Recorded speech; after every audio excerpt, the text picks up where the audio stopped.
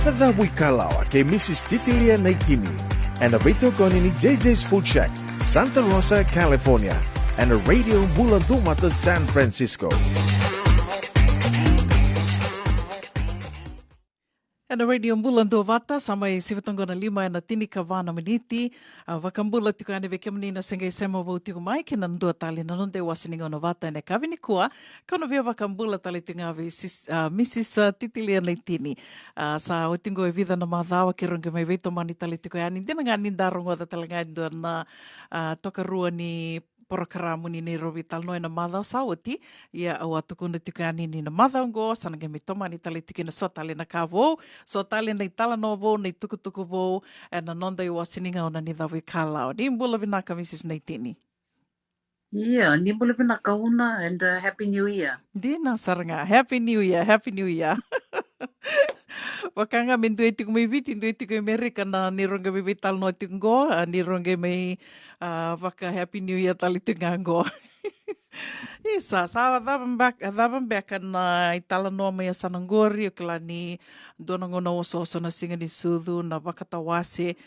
ni kua to mai wakela tiko to maru taka tiko na singa tiko ni wakathangi ni Martin Luther King Jr. Holiday hia o kere ni waka bula mantanga vir na sema tiko mai ne kavini kua ni bernenge toma ni tiko andandoro vital noa. Imbula vinaka na viokani ni warong te me na bonua da vanga ina sei burubura watala kina viti muni mai viti ke ro mai vengo ta vale ke una na ngoni ni mali ni simisudo patawase me da vang tang mandam ngona ver na mata vale io va vinaka ta tiko ni au ni ta tiko ni ke muni imbula vinaka tiko ke muni ke ndo warong tiko mai sa mai da va ni ndana mbaki sanda tolo ko talmengo ndana mbaki bo 2024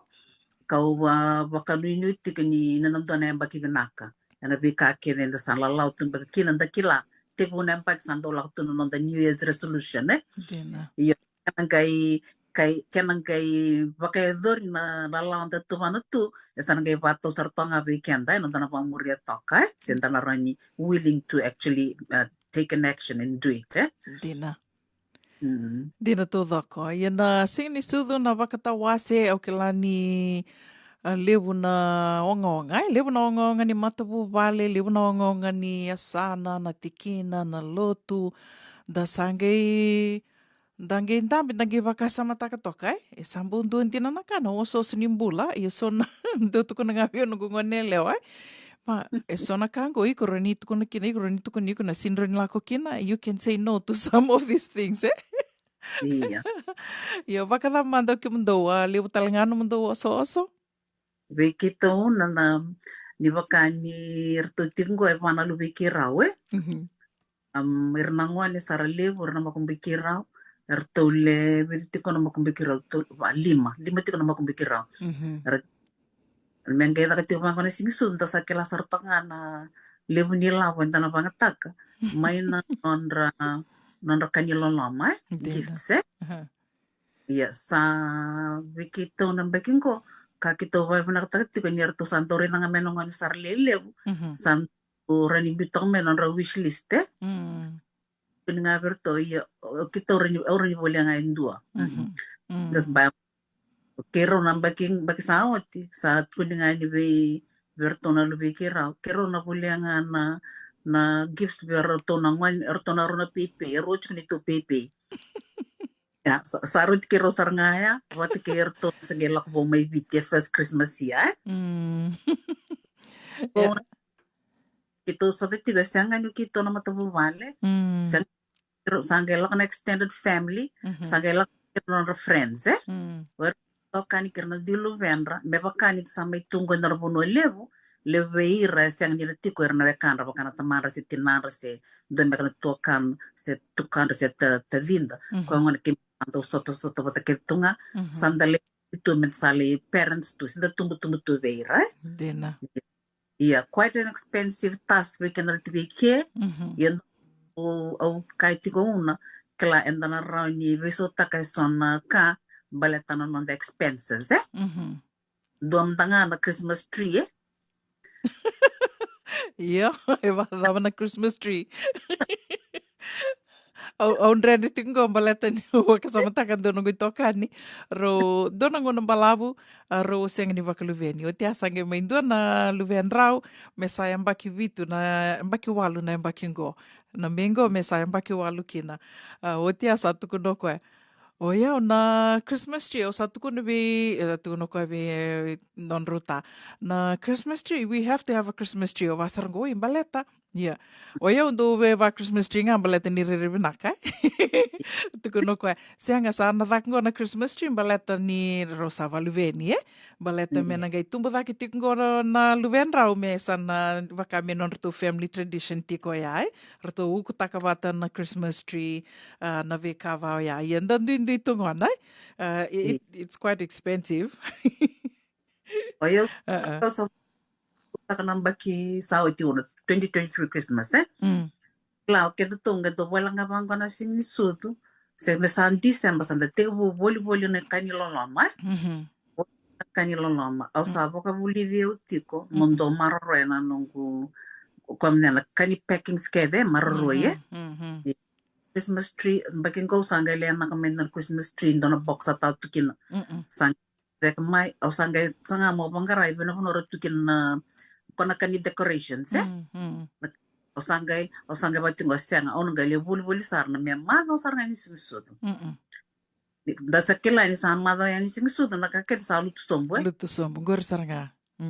o sangai da cabo sangai lak to bola tongo bikito na right o redo mango na kana ka 75% ke na ya ni singsudo sangai buli tuge ono mado sarna ni singsudo Kali boli may dabo suite na presence na dabo suite. Nakabali sabi mo kabali ba kadam sarang nungu gusto ke nungu budget Dona bakasamanti na ya sa kaya kami nge wara kami sa bosar to nga vida na singa na missing ni sudu gele boli na ge rede kanti na ni sana sombe kana kai sana yaldi sana senga ni na reida ya na libu ni na store tunggo ke na libu ni ay boli takatu ko nga ya sana ya saranga na bitsa ul kalima na pasente na discount na kaya na sale to bakasamata dona embakia Dona sing na baka may Christmas Eve o sange kiro sange lang na libangar Christmas tree baleta ngone ani baka may gay tumbo ko so tunga na bimbu ko may dakaya na binaki me na may dakay bal na basing lebu ni singa ni sudo gay libangar may dona Christmas tree dona go ko na Christmas tree do ya ronan raw baka dada tu kiro bulia na singa ya rosang bul kalimanga nandol na kenisau Tama ni Christmas tree lebu ngai sa tukina na dina lebu na sa Christmas tree good size sa riribina katu rosang bul kalima ng dol. Ke baka doon na kay moni na numati ko man ni Rubital nongo. Mesa bola ka na singini sudu ni boli. Di na nga dito singi baka nanda ko yang nga na singini sudu. But good point. But ya elebu na ondo la ko na right do na tanos to binaka. Di na. Plan Ano ngono pa ya? Right like Walgreens CVS. Rarito kinelebu na kabi na ka darani ge bolio kame marro itu Dina. Awet ya sangga may kausa da kabe ng bengo o sa mango iyo sarang ge bol may na containers. Marro naka. Dollar Tree. Sarang ge may tao kinaka ni decorations sa ya isto na kanga medare na pala tanong da budget Dina. May tuyo na po noli bungo sa we have the money to spend ni the cover of the Christmas tree in the wall non kanilo la mo irna lubenda irna makumbunta irna bekanta iya sala batal tonga kenel matu ni nonta tu tokana nonta pang tekilabo Dina saranga Endo na kaya urunika ninda buli da talenga bakale una no da mi binga rabitu berango vera na tambanga se ni ke baka mendange daka toko mando sando no maka sono panua mi daka kina me sando no maka toka ni na Thanksgiving na singani sudu ya sana tukun seranga lako na garage se lako na storage liko mai na container rasa tau tuki na ngona na uku ni singani sudu mai na vida sanga bulu na mbaki rabaka yang takatu na veya mbaki na Christmas tree na veya mbaki vasar tunga ya endo na enda buli da kina so you don't have to spend spend money and we can tutumbenga so nangonan tutundu baka sambu toka maybe ang bakinga to buli na kavo watinga ya birte kilebi batu ya Iya. Na ya ngones to naka una binaka quando mai buli de verna vermbeka na ngasi maka the elders era tumbo Amerika non enta buli non maroro ika dina na non storage se non garage ratu boxes na ratu ya na storage containers niya ya estiran bitu mena bidana mbaki kala dan kabina katono ri bulita me tono bulita na marorika dina ngango una balata new well release hotel ti kono baksaw te okela ni do okela do bisa kembak dono ngone balata na housing do ra bisa talaki na and house ya talanga onu ay do tarabo kali weekend to na ito ke nangoni viti sino kento nga kenda ke na no pangkarabale na housing awa tuntal tinga balele uno ronga nam da tunti medsando na wono me bakana Chinatown sambi weekend na kay Pacific may San Francisco San Francisco iyo tal nga do na kaw na pinakatik mo pareta ka ni sa tiunga na mbaki weekend ako mo may merik man do klati ko na matay ni manta na mata wa daw so mikin na rende daw so ina iya do na kaya mentana wakasal tagtingan we na kanta we sangela ko butik mal class ali usar pa green kantik masar lak tingminggo na vale do kana housing beka kuni dal nam da someti ko nam da rent batan ka kuni la ko da eviction notice what ke vai kona na nonta giwa ndong garon rona kaya paten ka vali na nonta tibike dimbi to have access to housing what can karuna no molestenia driver's license Dina todo ko ngai rongoda sartok nga nimbongi dona vital no kito abakai dor tiko na bongi go kito le do tok vida tiko na viwatini vakami kema mitamba bata tu ye ni kema mi ndambe bate asa vital no taki ngona ngana toso nakangani toso na dabsoti saya tiko dabsoti roni tu vivu kikina na bekaba ya gendona kangi ko daki ngona mai nambongi na rent iliu asenga nindo vaka asenga nindo lako na nomo credit na nomu rent ke baka ngai ko boli vale o toke na dona vale ya ngani ko ke baka ber nomu susomi na nomu isoni vale ya nangai roni affecta kana nomu credit na nomu susomi binaka ya ngo na rent talenga ke baka ko somi vale mo rent ya talenga na lako na nomu credit it'll reflect on your credit dona kami na nanu tiko ya bimbi tiko na non the credit rona dona mengani tiko bat ke na do biang go ro tiko bolingo ibali bida na bula ro green card mai ya otiasa ya do mai nangono go mero sa vangara vale sa ro livangara sa ro likunendo na non ro 2-bedroom apartment ya sa vango na nga yang gai baka mo wala ka tali umati to ni reda na levo ni na kai lava ki mai verau na non rau deposit baleta ngona nga ni sember ni ro na non ro credit ni ro sengela nga mai sember ni maintende senga ni levo non ro boli ro semeti ko boli ngai vale ko ya dona kambimbi ana credit kala na de na ro ni ndo mbaka na singa ki rongai mai ndo tal ni ro programo me ki ro nangai baka matai la leta ka ni na vika ke de ro ni nda ka ba member leta non the credit me tarai da ke kina na da menda nganga ro ni kina da ro ni na baka lenga non the credit ya don ulu tanga binaka ro ni ki ro nang ro ni doronge me vital no tal kina nan do na singa because it's a broad topic iya binaka no binaka tanga mom tala non tor vital no ni ko yani bakan ko estonakan nanana mekitikina pambi ayo bitong na kan gorong tin ko sarang kay lang mengko pa green card na benakatik mustai bir me tapasal tekir benakatoka non tabu ya bakatalaki na uno kila may viti madam mengko salte ko na buli iya madam mengko salte ko na buli iket talbek nga madam talang ko salte ko talang na buli iya etsara utar berto vale sa vada ndo nirelele butok na ngone baka da mindo ndo mbek na takaman ndo na kati merani bebu ke na soniaya sa ke ni durduru ya mai ndo na karuang go ya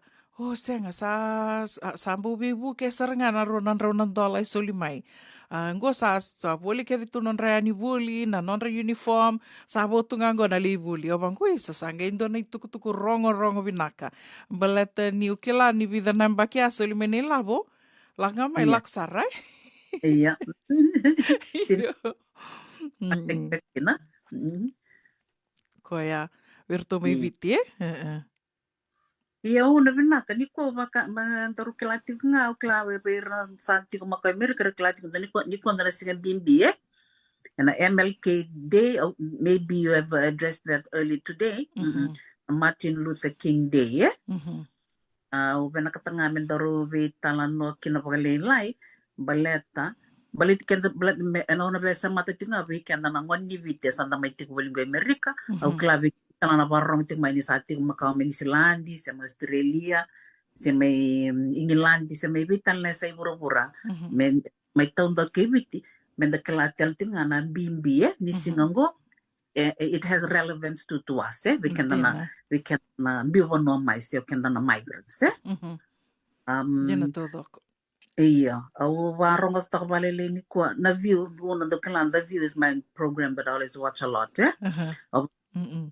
ibital no to kina bital no tek sarchunga baleta na Martin Luther Day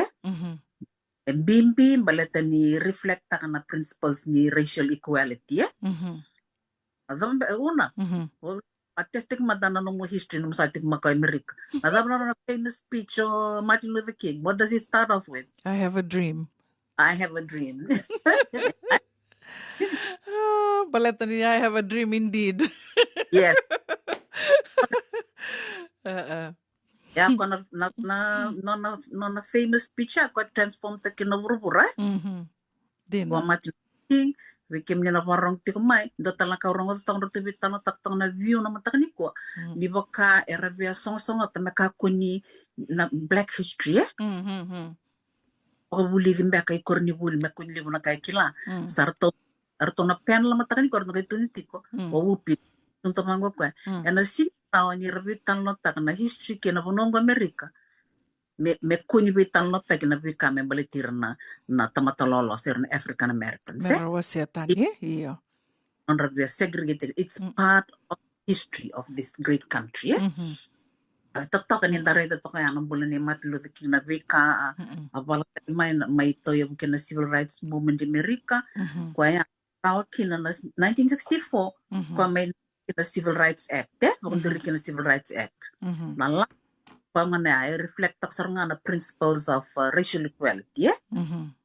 Indua wat kina karuwa sangay 1965 sangay may bando ni nga kina na Voting Rights Act 1960 sangay ron ni winding din yo ira. Yan na so nalawa ya tak tumeliu sinram tang na Civil Rights Act bango segregation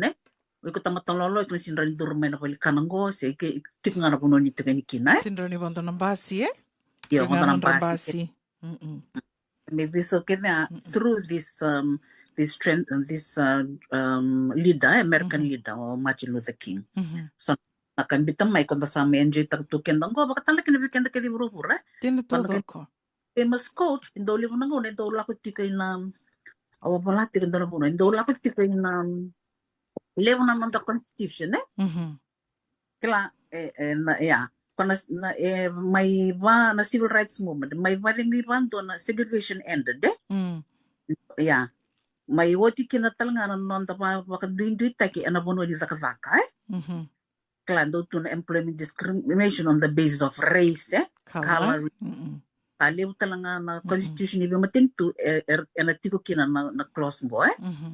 non da lingua mikira tamata non da donu kede that no will be discriminated on the basis of race, color, religion, or sex. Kaya kwento may maro ta kinango una di na todo ko di na saraya non da dondon non da civil rights of Canada so tamata bula se tamata lolo se Pacific Islander so kay and the toto patikin tibike Dina saranga giva gay wakasama na vida na singa sauti au wasiati ko bironong ngone lewa Nintagay sara menda sara news nangunanggon da bakarongo da toka na news na baka mainstream media na channels na CNN na bakatan laki na ABC na CNBC na CBS Iya. o ira kita ko nintagay reya ni bago sa liu eba kay sa sinra ni ko kaya o ira nga nakabula-bula ira taka tuya so ira nga nakabula-bula ira turto ni tutu ni value taki sa siya nga bakatal man tanga kinorto na value taki sa tinga may na ando na singa ada katikon na interview may na White House Onge reya ni vango erto lolo ke erto kaya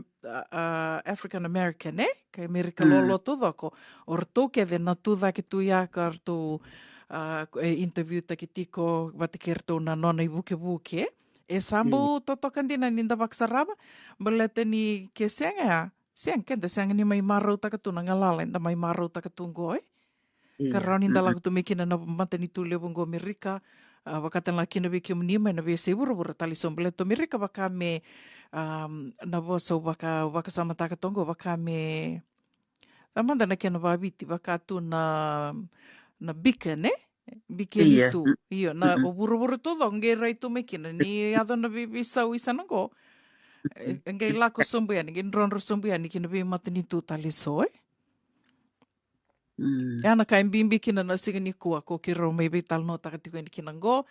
deso mbaka senga ni ratura rauti ko na bimbi ni singa ni kuwa ke naturanga kamay baka na numiti ko na singa ni kuwa go na nona tatanro ko ngai sang kani it's baka ndo badir lola matubio ni ndo baka samataka ni lebu beiran na beliu taki beiran na turanga na maramarongo na nonra tatandra na nonra sasanga ngai ndo may baka butukana ni rasa ngole sarla koyani sarambiuta na buru-burunggo sarla koyani sandage may maro takatunggo na bika ra tatandra ra sasanga takamay ra vala takamay Iyo uno pokok memang tak ngonan gua ni dorbitan lo takani gua and you I didn't plan to actually start our session again on today Martin Luther King Day iya me pakangani may singa ni ko binak talno takin mendaru mentona dili talam bekngo na bi program balata na dorna to mana chuna do bikala me ban ken talngai we ken to may bit to kila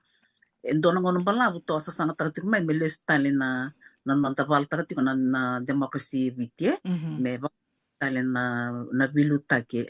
indua e biluta ke binakai we know that we had been run by a militant government for the last 16 years sandawa nyotitin ko nambak sa may bisaw Kaya una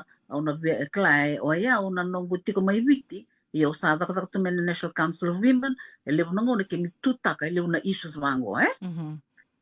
na kambali tikenda na stona issues ko rani bakalengay kenda batak ko non do na biban di taki ko may naturang ko anta may rot ke tungo ibura na bleta na Civil Rights Act iyo weekend to may biti una o mtangan kung kaila ko may ke nung may reida na bikar da ka may mata lolo tuta ka may rani boluta ke na biban tu ditaki wako ko te ke ona nito sangati ko may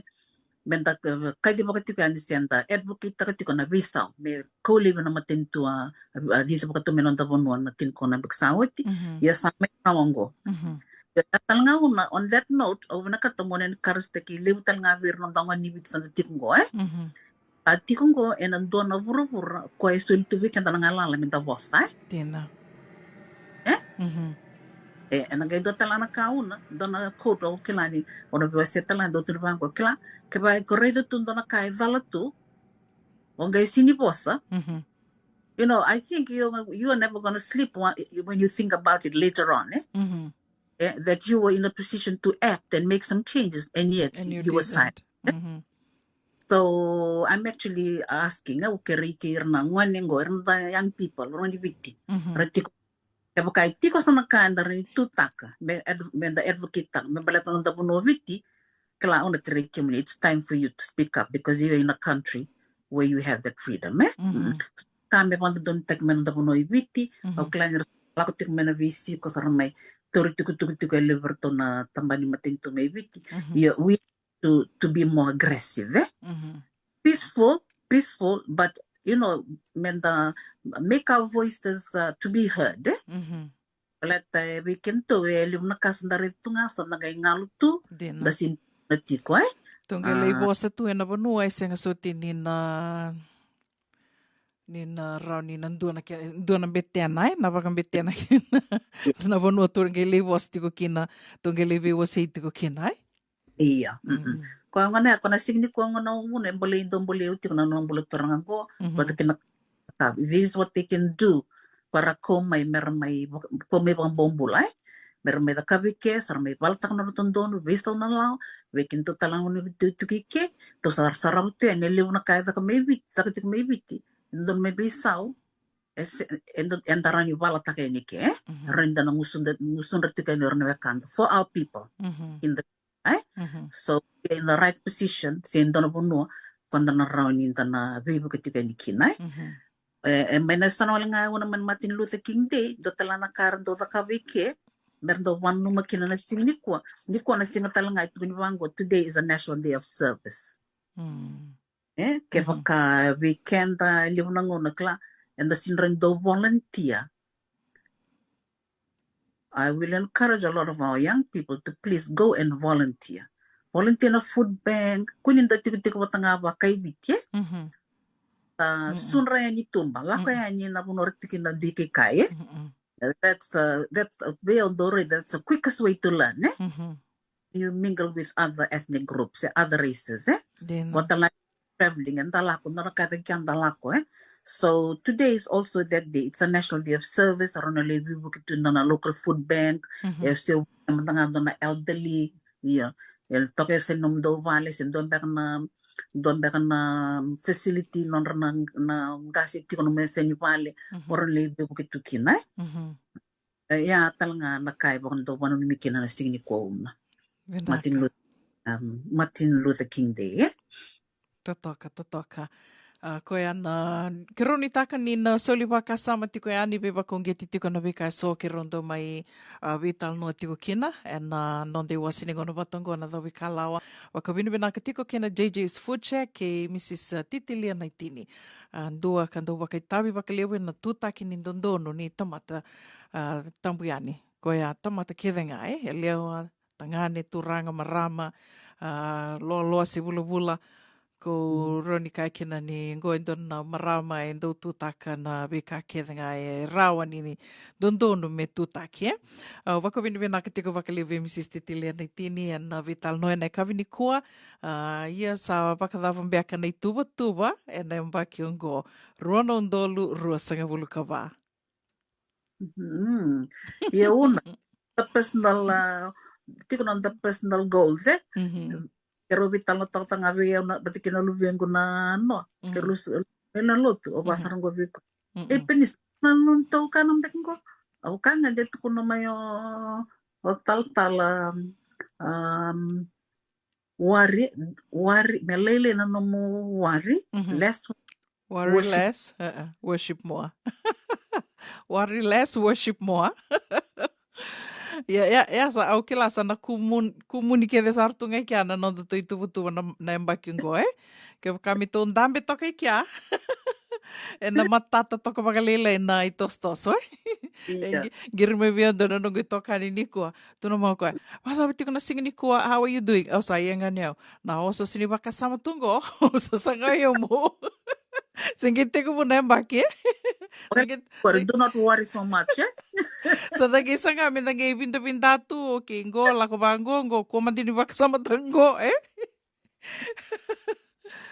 wato nga niya, may baka ninda tamata walinganda, ko, ondo, baka pinapinakatang, dora kando, baka pinapinakatang, baka libutong go, ni solitu, na ivengo ni mbula, na singa. Nindo tal na singa vo, solitale mai tu, reset, Waka na reset button, tu tiko butale, dhambe akaroni baka pinakatakin na singa ni kuwa, dhambe akaroni baka pinakatakin na mbaki ngo, may na mbaki sawati. Iya. Yes, ako ya, una kenta sana politiko bentar bis president na tubutu na baking ko. Kala dona ka okay, let me just do this. Nanon do tubutu ka na planning na planning. O klan do na ka do bare de tiko. the weekend evango. You build a house, for example. I'm just giving you. You build a kan bita to sang talibe lang ta na kan repair sa daw. Ado sarangani sa kasur sarangamay. To kini ba lang konon to mental to na kay bite. Wata gosa na nunggu observation nga ya we. Sanangay lang talibe nga may don bak na ngone na family na garon mitarava ke. Eba tiay. Dena. Iyo. Okay, mentas natik mo biso takang bako kinto na tong Amerika masabi sa na ribay ay. So we need to do planning every year. Sawati dona kato sa kamembek sawati asenga ni may bakabutukan na lumaningo na to na katikin meado and then when you take baki you should actually review read the list tale na ka dona ka to may kina more the list tale even na bono taking the loopholes and the weaknesses then I pick it up again and go with it merawa weekend to sa doang amin na tutuan bagsawit may doon taber kasa shelter to you never go back to that. So I think that's one of the changes. Una sanga amin na nabisot ako weekend orang otong nito na maybe sa nung datong ni Rai mindset doon na kay ko sa beta kamay kay sting ni ba butukan ng mga nambako to weekend please review it and work on it Rawasar. Kunda wango weekend sa ka business tiko. Ari nga may wango sa may cinema tiko sa naka. Kunyo mo de. Sa may bisaw. Sa tiko may bisaw. Oy uno do talaga naka-over ko na weekend na ka business tiko Unan rin talaga nung napangon tiko niya bagke. Hindi na. So hindi na sa taxes lakmati kena income na taxes mo bitain balatan no mo business o dito bakit ko so that's some of the things too that we need to think about kakun or review ta ka na bika ba ka kasi ni raw or pick and continue rather than song sarangain ko mbay to yung talento Tēnā tūdho ko. O wawere naka pakalibu Mrs. Neitini, no muni kuta dake mai na tike nangori. Ke tō ngoi wanli lotu, me ke tō na marama, ne tō i tuwa tiko na māthaongo, me ke tō li dhakawa ne tō vision board, as an activity. Me, claro, do talanga ngona binaka me ke mamile ndambi ki na duana matawin rendre waki wi tal nota ki tuna dhawa i tatanra taki se na i tuwa i tiko membaleta na mbaki ngoro no doluro sawul kaba. So vision board is very helpful ka o wabini bina katakina no mani kuta dhaka me ngoro mbaleta ni o waka sama takatongo en duana ki to adha kavatalanga na vision board en mbaki rua sawoti na nongo vision board na rua no doluro sangabulu karua Ese kambi tok ngango na ilo vale. Kambi benaka tok nga na vision board. We mataka kede o na reida tiko.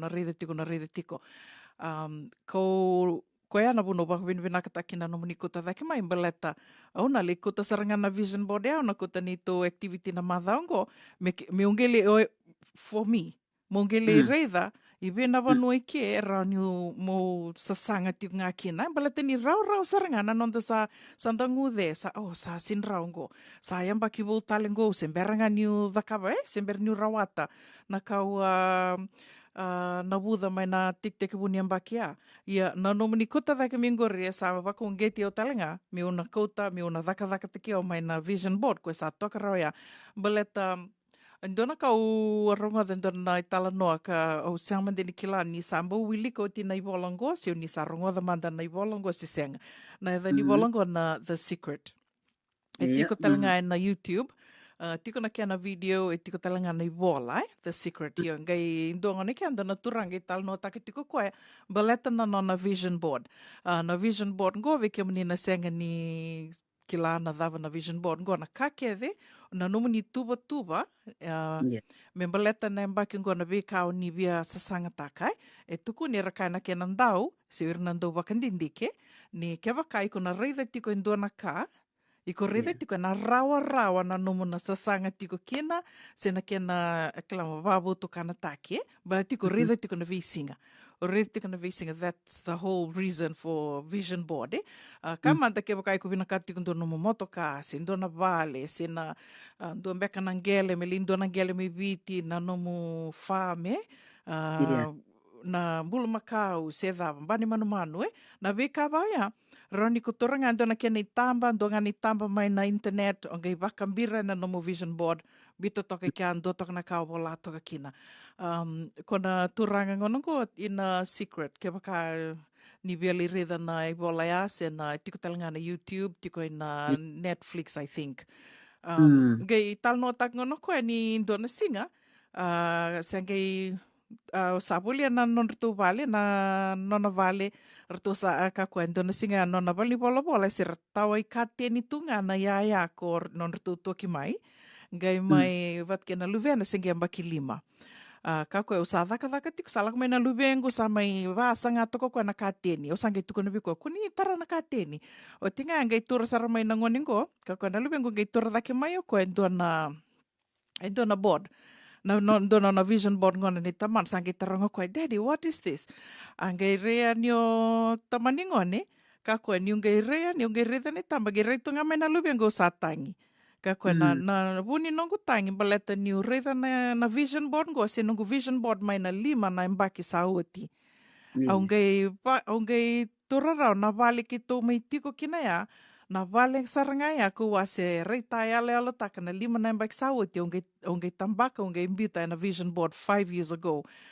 na vale ya ki tō sa mai tawana tiko ngo ka koe ni e wakandi takatali koe na bimbi ke na yanga ni vision board mo ritai ale ala takatiko na nomuta tanra ke na vuke i ko mo na rawatai koe a hio vina ka uno na mugum tau vital no tiki no gore but tell what tell chuna kana singi ko Martin Luther King day I have a dream board is actually a dream dar kau tatanda taka iyo mo nga me daka taka mo da steps and ko ya ko tun kin nam ka wat wana me baksa ke reviewed gono mo review taka o reda ibina bonno o ba reda ke ibina bonno what did I not do ko ya sangin ya dakin okay what should I do ko monorangi rawatakin na kaya tao i kola lau tikina. Iyon to talana kau na liam daw tulma. Oy, sao tinga bango sar siniraw. Pero sambi tayo ito yan. Saan ba dalay sangat talin doon nakabo Dina. One thing let's stress una, the vision board or a vision is a living document. Kan mabala, it will change. Kana bibi sa utiko. Oy ko nga, ona refine takatiko Dina. Ona oy ko kaya makamundo lesubo, mona lesubo tiko na biyambaki. Se kelak baby obia ona nunggu bingare me badaka ondo ka I do projects so I write documents I write documents nakakida tu kedekin na nungu vision na nungu na dabatal nungu strategy sang na nungu action plans o tiba na kota o review tak o ka barao ke na kanko sesa na tikin na empaki me don bitik na empaki by in 2 years time need to get this time frame Bito chuk na time frame kaya mambito nga bango I want to buy a house in Petaluma for example I want to buy a house in Petaluma period when you don't if you put a date there send the time frame you gonna list waka mo bulyan ko pala may baka tingoro ko na turanggore bakit na bala